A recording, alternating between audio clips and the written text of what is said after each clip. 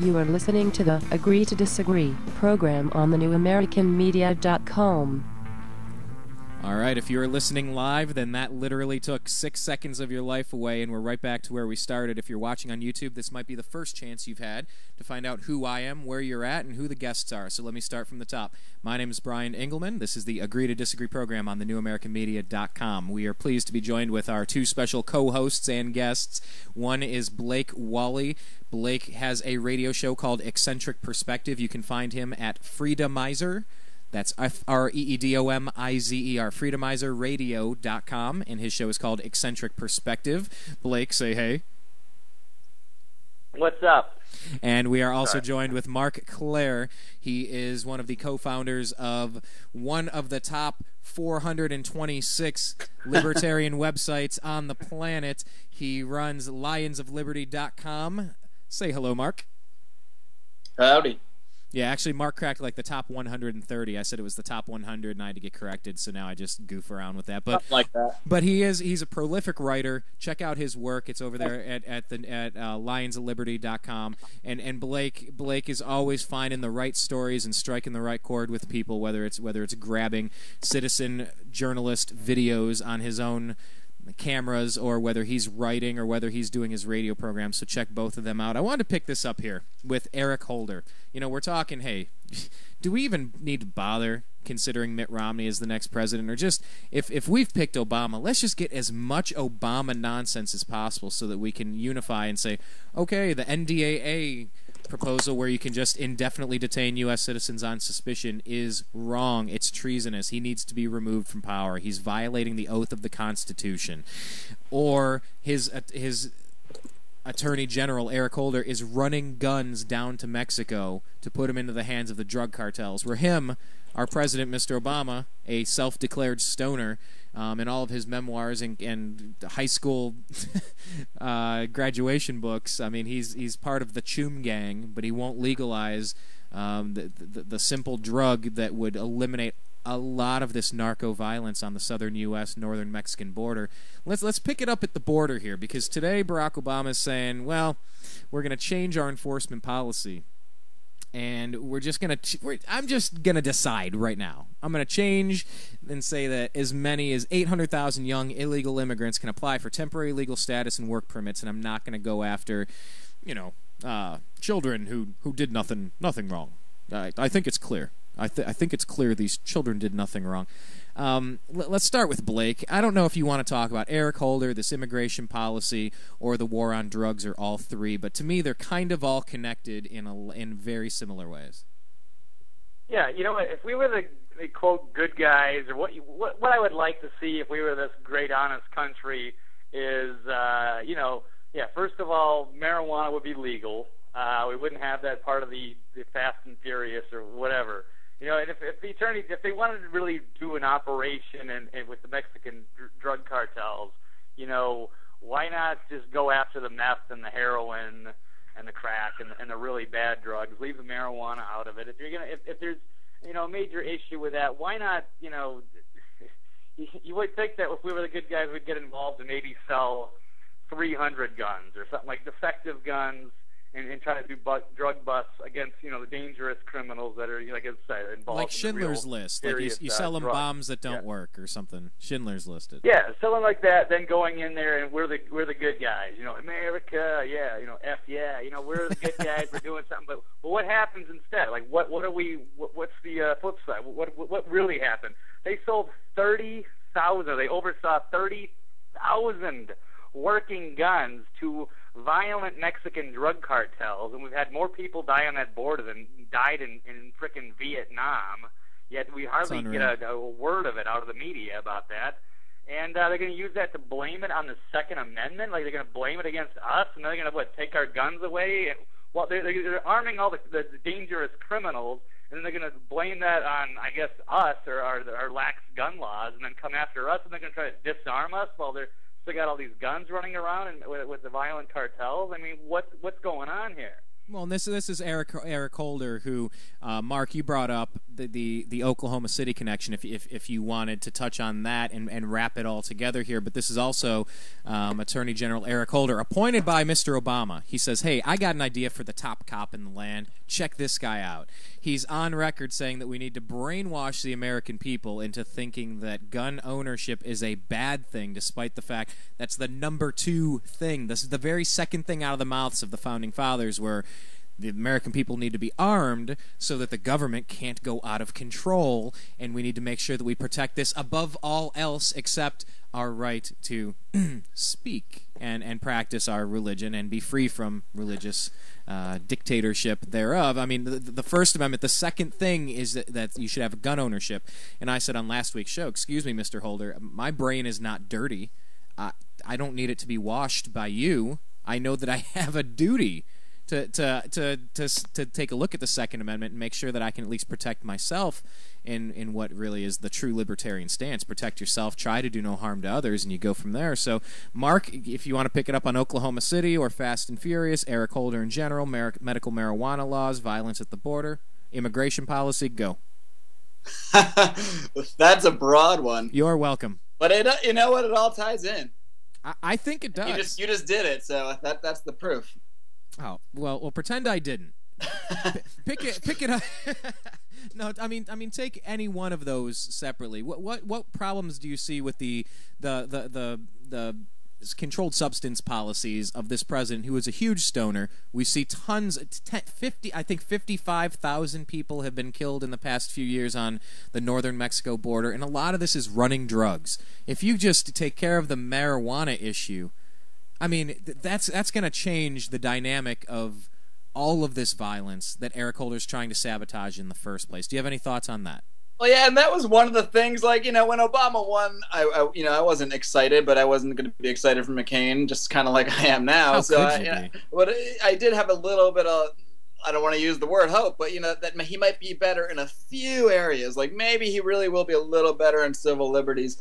And everyone thought he'll definitely be better on the medical marijuana, right? He even said he doesn't plan to try to, take down any dispensaries or anything, but in the past year, for sure, they've been taking dispensaries in California out left and right. They busted a whole marijuana growing school in San Francisco, and so he's completely reversed any kind of fake promises on that, and he's pretty much the worst on this. I mean, I don't have any numbers in front of me. I'm pretty sure he's worse than, or at least as bad as Bush on cracking down on this stuff. And it all comes to the same thing. I mean, you ban this substance or any substance really, and if there's a demand for it, we're back to supply and demand again. It's always really simple stuff.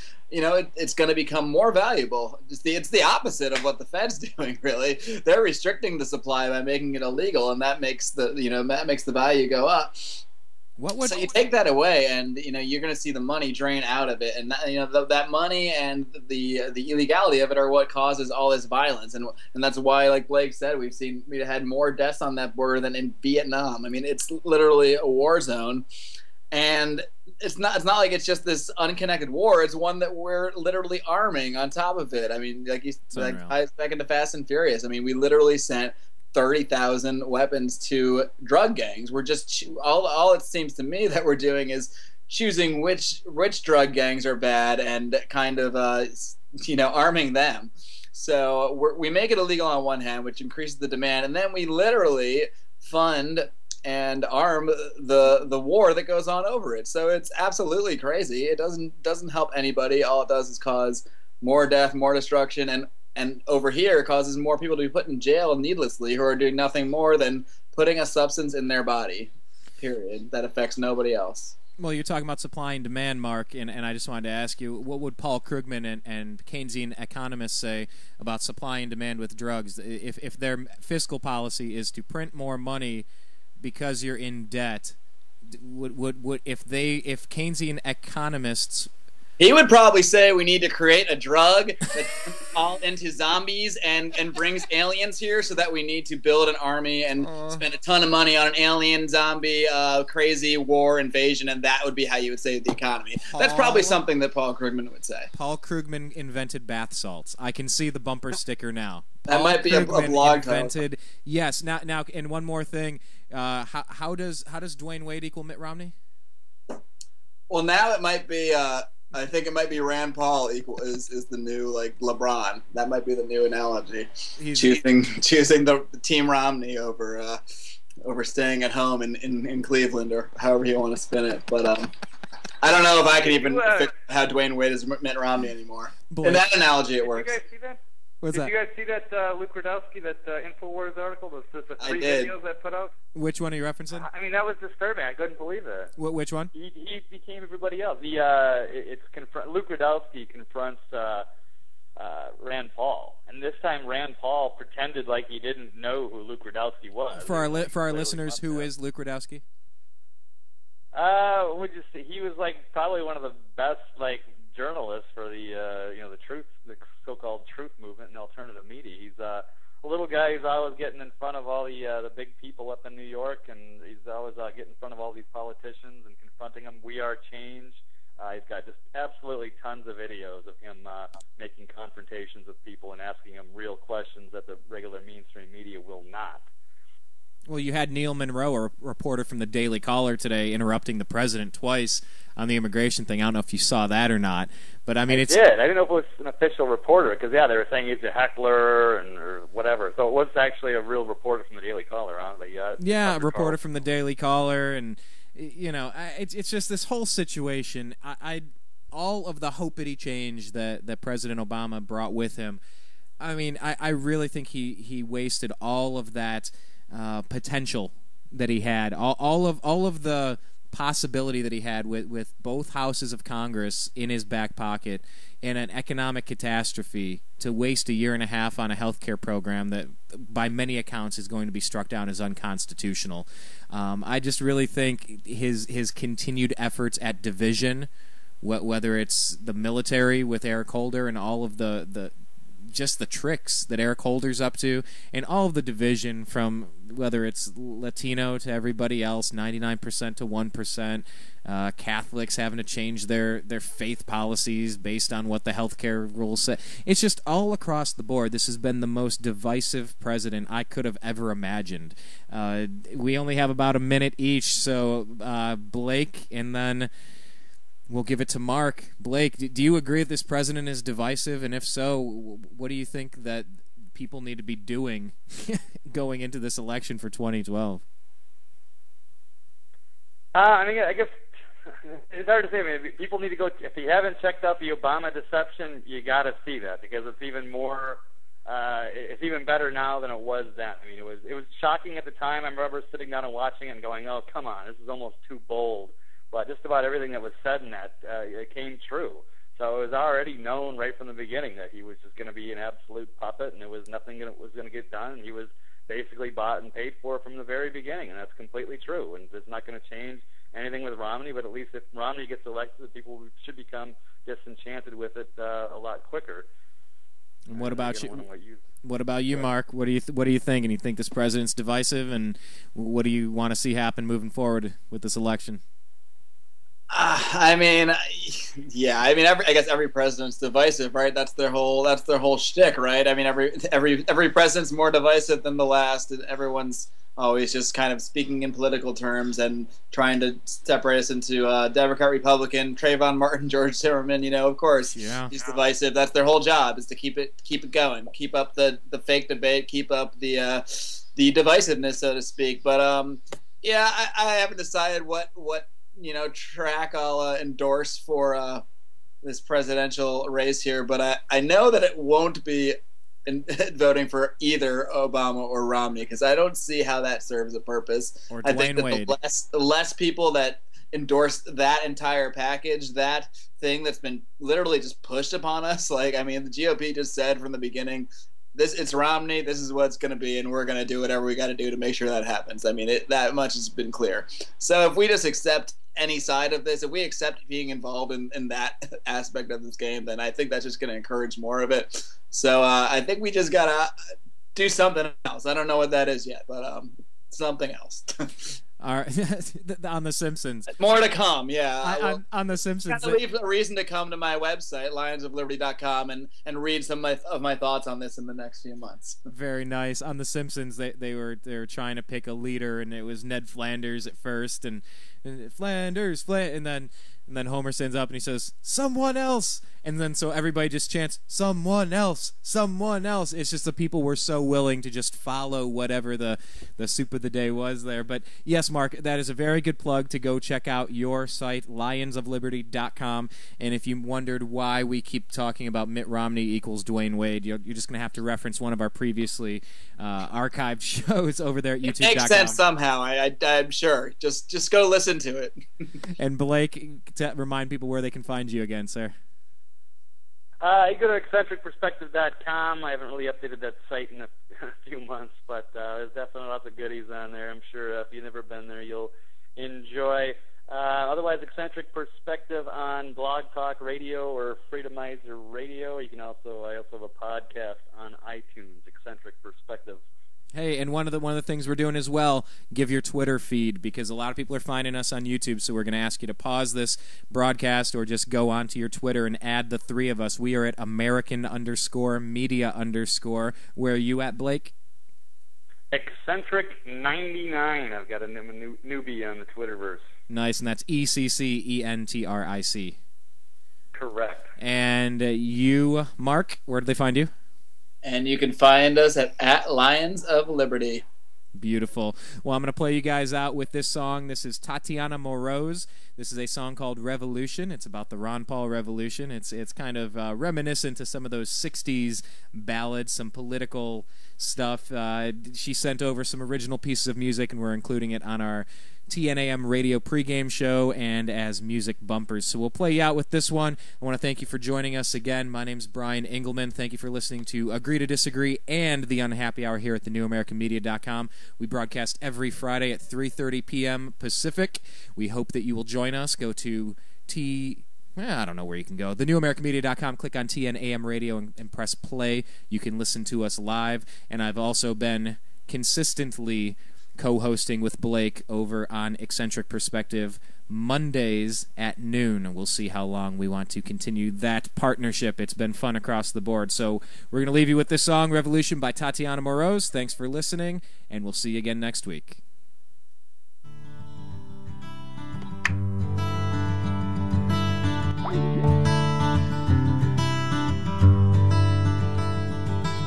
What do you want me to do? Just stand on by, waiting to hear the truth. I've only heard the lies. Gasoline and high inflation burning up the world. Time to teach the Constitution to every boy and girl. Get back to the Constitution.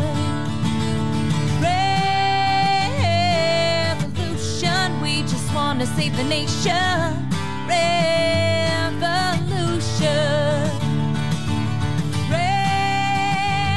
Revolution. Wake up and start to pay attention, 'cause we've got the solution. The Ron Paul Revolution. The Ron Paul Revolution.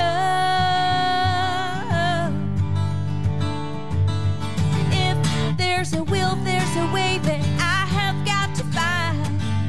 All of these ideas in my head will drive me out of my mind. Liberty and freedom should brighten up the world. Time to teach the Constitution to every boy and girl. Get back to the Constitution.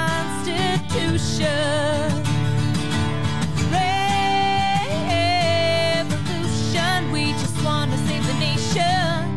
Revolution.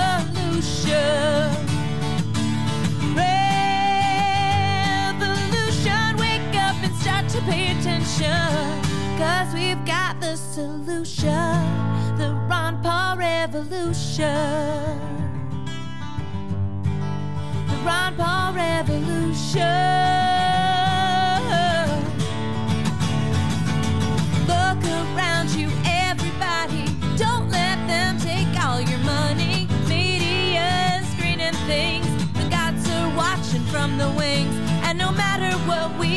or say it gets convoluted anyway. But does that mean that we have no choice?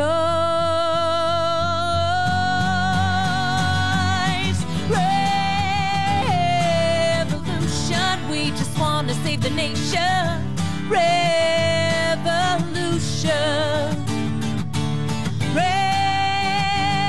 Revolution, wake up and start to pay attention, 'cause we've got the solution, the Ron Paul Revolution.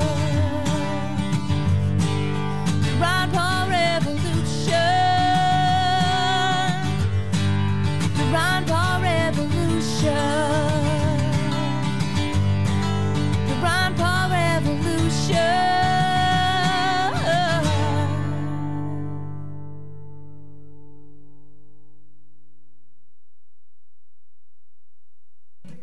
Be sure that you go on to Facebook.com and do a quick search for The New American Media and like our page, because we like it when you do that.